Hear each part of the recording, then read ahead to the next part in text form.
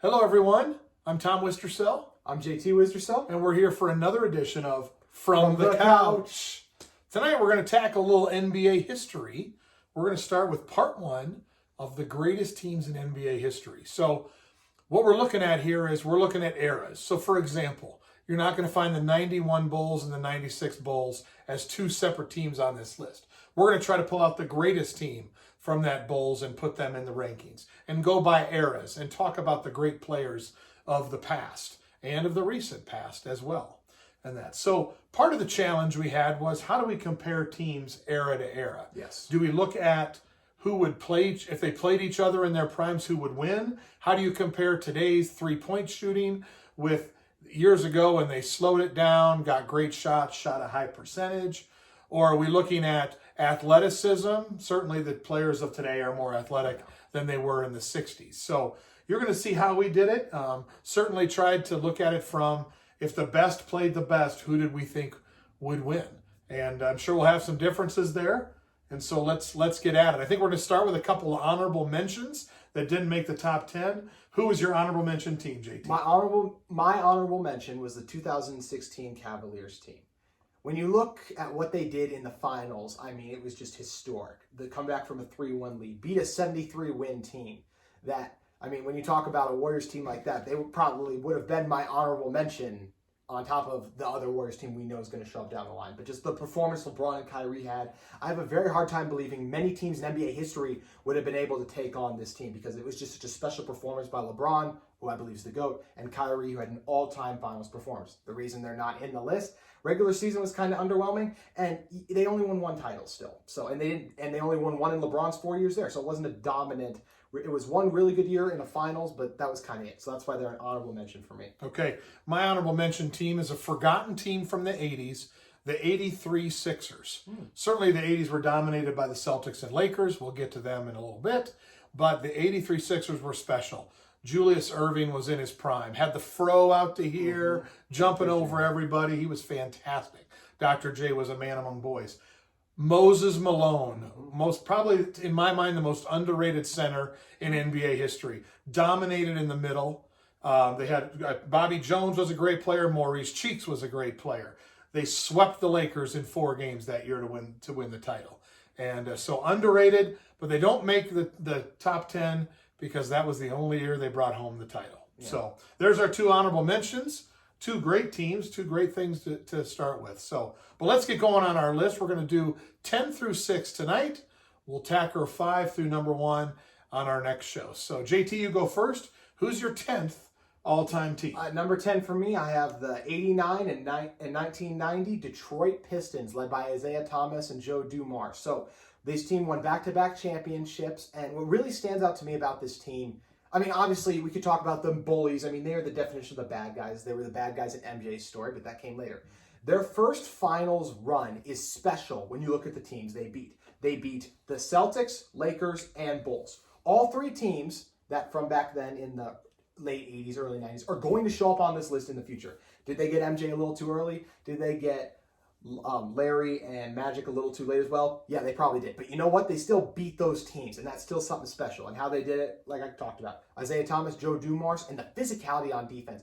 Bill Laimbeer was one of the meanest centers. You look at other guys like Rick Mahorn and a young Dennis Rodman. This team was an absolute handful. And when you add in a scorer like Mark Aguirre, who they acquired at the trade deadline, a really strong, tough team that was able to squeeze in 2 championships in an extremely tough era. Yep. Great team. Fun to watch, and certainly took care of business. They're my least favorite team in NBA history. There's no way they are going to make my top 10 list, simply because they had Bill Laimbeer, and I can't stand Bill Laimbeer. So my number 10 team is the 08 Celtics. 08 Celtics at number 10. Pierce, Garnett, Allen.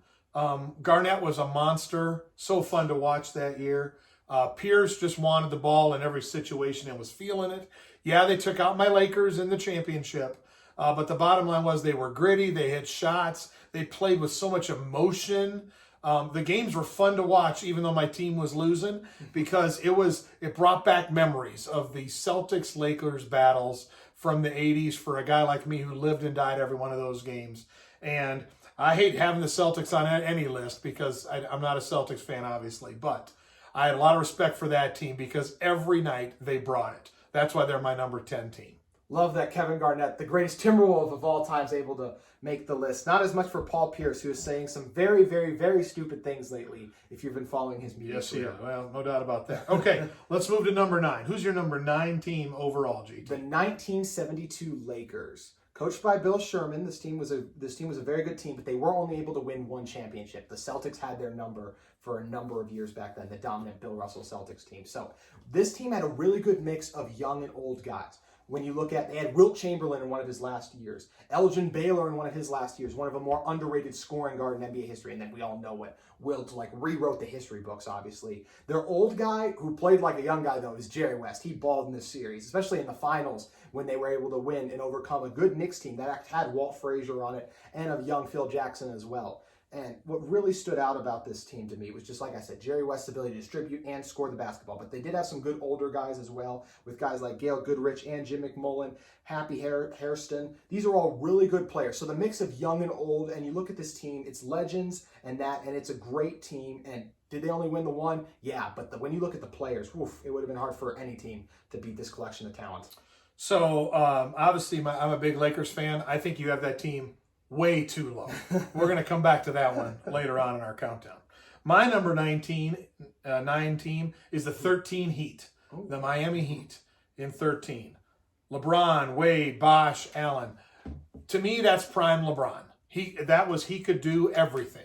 He was the best player. He was the best scorer. He was the best defender. He was the best rebounder. I'm sure he sold the most concessions and the most programs in that finals.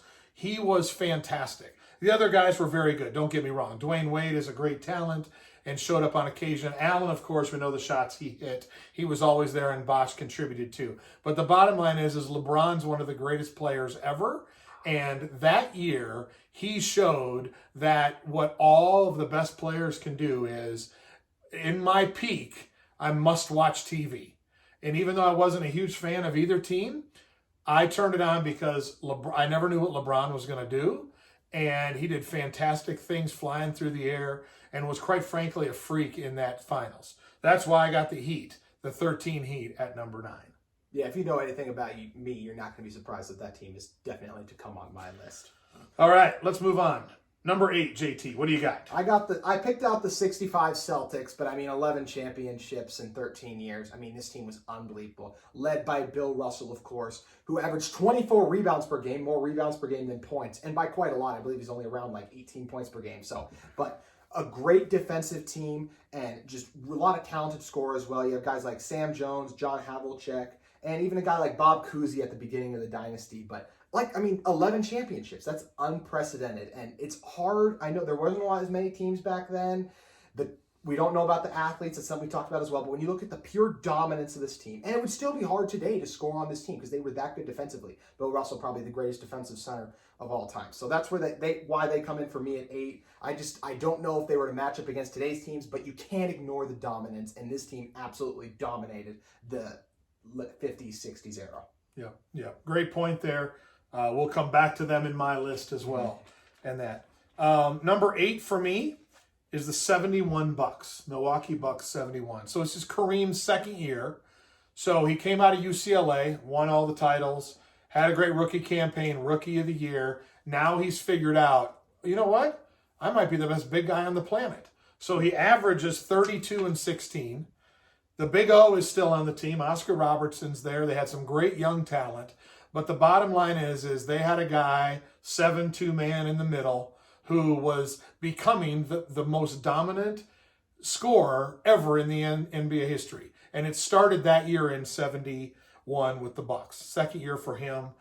They won the title. Yeah, finally got the Big O a championship. Kareem had many more. But that was the spark that started Kareem to greatness, was him winning the title in 71 on both ends of the court. Not only scored and rebounded, but led the league in block shots and was just a dominant force in the NBA in 1971, the Milwaukee Bucks. That's number 8 for me.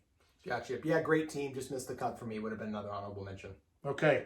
Number 7, JT, what do you got? I have the Spurs dynasty. I mean, there's so many you could pick from. 99, 03, 05, 07. But in the end, I go with 2014. And I think it's because of the addition they get with a Kawhi Leonard. When you look at this team, Greg Popovich, one of the greatest coaches of all time. Great defense, great role players, team basketball, great passing. So this dynasty was able to last for so long. They won in 99, a year after the Bulls team had broken up, and they were able to break through. And with guys, at first it was Tim Duncan and David Robinson, the Admiral, which is one of the most terrifying center power forward combinations the league has ever seen. Then Tony and Manu come in, and that's kind of the big three that's the leaders for the next couple. But then if you go to 2014, that's when Kawhi Leonard comes in.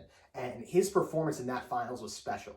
LeBron still had a really good finals that year, but Kawhi was able to hold him in check at times. And holding a prime LeBron in check is special. And they played just such the team basketball like that. I think Tim Duncan, Manu, Tony Parker, their games were able to age really well. So they were still really effective in this series. And they were able to beat teams like that really good Heat team, the Jason Kidd Nets, the Pistons with Chauncey Billups coming off a championship, and the Cavs LeBron team in 07. Plus, they prevented guys from Kobe and Dirk from probably winning a couple more titles as well. So love the totality of the Spurs dominating dynasty. But in the end, I go with 2014 because you get all the good players plus Kawhi Leonard. I appreciate the Spurs. They were probably my other honorable mention list. I could never pick out a year with the Spurs where they jumped out at me that their play rose to the level that I thought these teams did during any one year. I thought they either caught teams when they were downhill, or they were hurt, or they were just bad matchups for teams. So now in some ways that's given the Spurs a lot of credit because they won a bunch of titles, but they never jumped out at me as me thinking, wow, that team is awesome compared to some of the best teams ever. That's why the Spurs didn't make my top 10 list. Yeah. The number 7 team for me is the 02 Lakers. Okay. Obviously a Lakers fan. That was prime Shaq. So if you remember those times when they were beating up on the Indiana Pacers and others, it was, let's bring the ball down. Let's find a way to throw it to Shaq. If he can't score, then Kobe's going to go off. So Kobe had some big games. Kobe had times where he didn't look good, but he was just coming into his own as kind of a physical freak on the perimeter. But the bottom line was Shaq was going for like 40 and 20 every game. Yeah. And if he'd have made free throws, I think he'd averaged 50 points a game in that series. But he was the most dominant force in basketball during that time frame. Probably, in my mind, the most dominant physical force ever in the NBA, and that was prime Shaq in 02. So I got the 02 Lakers at number 7. So, all right, last one of the night, JT. Number 6. Yeah. Who do you have at number 6? And shockingly, it's not those Lakers you brought up, which means somehow I have a Lakers team higher than you, which is something I never thought I would say when going into the list. But at me, for number 6, it's the Miami Heat from 2013 and the 2012 team as well. This team, led by prime LeBron, as you said. Was he as smart as a player as he is today? No, probably wasn't the passer. But defensively, the athleticism, the lobs, all that stuff he would catch. Special to watch. So the big three, surrounded by excellent shooters as well. We know LeBron, Dwayne Wade, Chris Bosh, all really good players as well, even if Bosh shrunk a little bit in the finals. But when you get guys, this was one of the teams that spaced it out so well, and I really appreciate that. Mike Miller, Shane Battier, Mario Chalmers, and of course an aging Ray Allen. All four of those guys shot over 40% from 3 during the 2013 season as well. So all the elite talent, the great coaching in front office from Pat Riley, Eric Spoelstra, they were able to beat some great teams as well who are slept on. They broke the Thunder. They beat the Spurs one year. The Paul George Pacers were a dynasty that could have been, I won't say dynasty, that's the wrong word. They were a really good team, though, that would have had a chance in the NBA Finals that they stopped. And they broke up the Big Three Celtics, which Paul Pierce is still salty about. So prime LeBron, the Big Three, the shooting, the coaching. I believe this team would have been so hard for so many teams to beat, but they only won 2 titles. So when we're factoring that in as well, that's why they landed 6 for me. Okay. I've already talked about them, obviously, and the great team that they were. I've got the 65 Celtics here at number 6. I struggled not putting them in the top 5. Again, as you mentioned, they won all those titles. They had such great players. Obviously, in this year, both Russell and Havlicek had great seasons. And Sam Jones really emerged as an elite shooter and scorer, led the team in scoring this year with 25 a game. And, I guess the way I look at it is every year, all the other teams were trying to get better for all those years. We're talking 12, 13, 14 years. They were trying to get better to beat the Celtics, and they never could do it. And that goes to show it's an amazing run.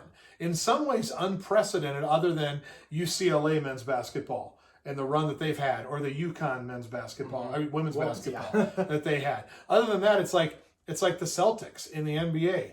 I don't think it'll ever be repeated. No one will come close to that run. And so it's hard for me not to put them higher, but it's also hard for me to justify, with the way the NBA got so athletic on the wing, how that team would handle the great wing players you'll see in my top 5. They either had a center that Bill Russell could take care of, but the wing players, even some of the teams later they played, they would have trouble with them in the 70s, much less in the 90s, 2000s, and up to 2020 today. So mad respect for what they did in the 60s, but that's my number 16 is the Shamrocks from Boston. So yeah, I obviously I brought the Celtics as well. Definitely agree for all the points you made, and I for the most part agreed with most of your top 5, the back 5, even if we had a couple of them different. But that's why we do the list, and it'll be fun to do the top 5 next time. Yep, it'll be a great fun. We look forward to seeing you next time when we get to the top 5 teams in NBA history. Thanks for joining us on another edition of From the Couch. We'll see you next time.